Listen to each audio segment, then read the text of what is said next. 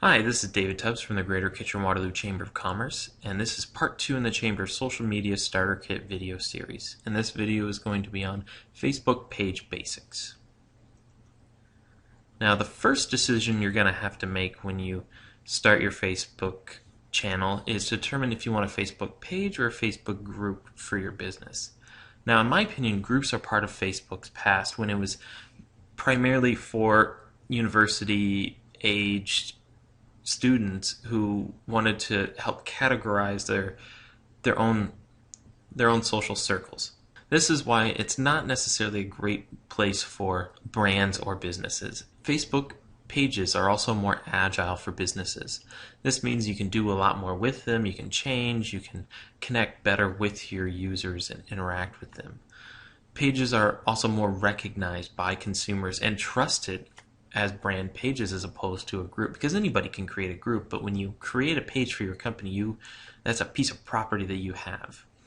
And Facebook pages most importantly allow you to track analytics and statistics for who's talking about you, why, and what posts are really becoming important to your users. Now, picking a category for your organization is the next step you need to make. Facebook gives you 6 basic category sectors: local business, places, company, organization, brand. As you can tell, there's going to be a lot of overlap, but you need to pick one. And don't worry, you can always change it after your page launch if you find that the options that are given for each one isn't exactly what you had intended. This is what the Create a Page section looks like on Facebook. As you can see, it's very well put together, easily laid out into the 6 different categories to choose from. And as you click through, like if I click on the local business or place, it brings up more categories to fill in. But as you click through them, each of them, you'll notice that they're all different. They all have very tailored and exclusive sections for your business or organization. This is what makes a Facebook page for your business the best option, because it gives so many tailored and unique options for your company. Now, filling out your timeline profile has never been more important. You want to name your page properly.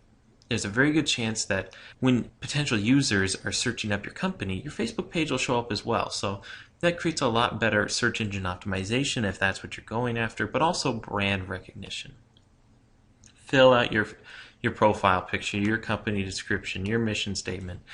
If it gives you something to fill out in your profile, fill it out. The more information you have in your profile, it's going to be more information that your users have access to. You really can't have too much of your basic information. Now, also fill out your company location, because maps are now included on the main page for a timeline page. And this means that you also should be filling out a brief company history as well, because it is really like a timeline where someone can track all the way back to your company's founding, milestones that you've had in the past as well. Now, here are the page basics of a timeline. Timeline replaced what used to be called the wall. Timelines now can help users track all the way back from the beginning of your company, not just the beginning of your page. So you can really tell a story. There's also a cover image that you have access to that sits at the top of your page. There's a video section, pictures, events, so you can all fill and add in. This is really the content section for the reasons people want to come back. And there's also custom apps and HTML iframe tabs that help you just make everything more customizable to your brand and also give your users more options. And of course, likes. This is the measure by which you track your actual following on Facebook. And this is what a Facebook page timeline looks like. You have your cover image up here at top. You have your profile image that you can change as well. Your business information, which you can always click about, and it expands into more information such as your company description and profile. You have your various favorite apps, photos, videos. We have our Advocate magazine editions listed here, events, and if you click down, it'll show more, such as number of likes and also the map location. I will say again that while the timeline, different than a page, has changed the game quite a bit, it doesn't mean that you can't be inventive. I've even seen some liquor companies who put their brand logo here and then a little image of a bottle above so it works in the profile picture. So it's very inventive, and it might not have the ability to create call to actions or list any big, huge promotions. It's all about drawing the eye.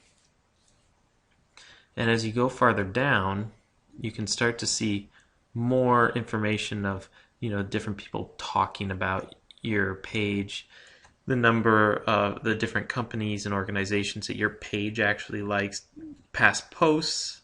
And if you look here to the right of the screen, you can even go by year, just like a real timeline, all the way down to what you could put as your founding, such as the Chamber's founding in 1886. So it creates a lot of interesting additions to your Facebook presence, but a timeline can be something very, very useful to use. Now, customizing your timeline page is something that needs to be done. It needs to say something about you. Now, one of the biggest changes was the phasing out of the landing page for companies. You used to be able to dedicate a whole page just to call to actions and what have you, but now they've replaced it with a cover image that I've highlighted here. It's a section that sits at the top of your page that people see right when they get there. It's 850 by 315 pixels, so it's a pretty big space.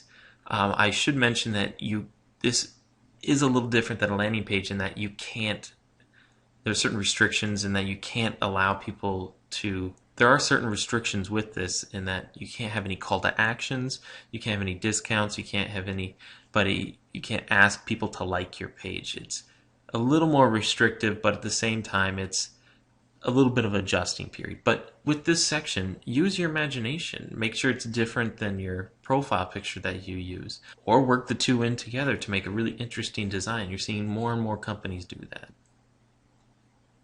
Now, making posts and spreading content is where you're actually showing value to everybody. Diversify what you talk about. It doesn't all have to be about you or what you're doing. If you find an interesting article in your field or something that a business partner has done or posted, talk about it. Put it up on your Facebook page.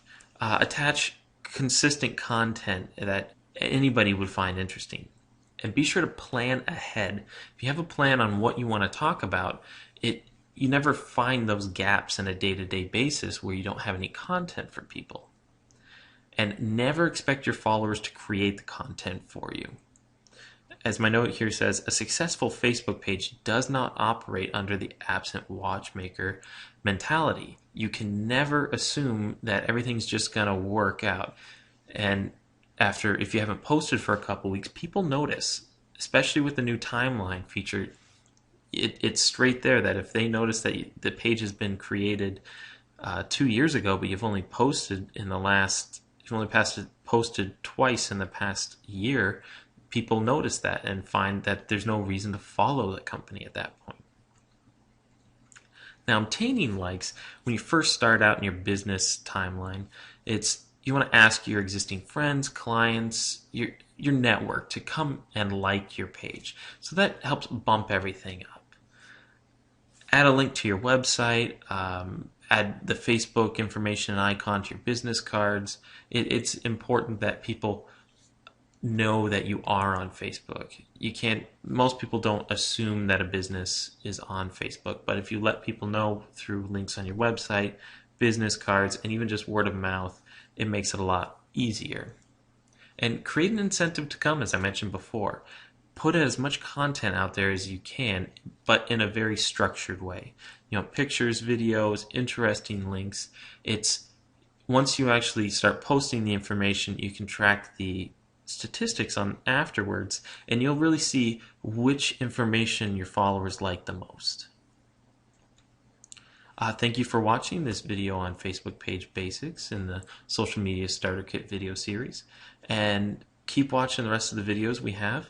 And if you ever have any questions, just send a tweet at me at GKWCC, or come by our website and see what the Greater KW Chamber does. Thank you.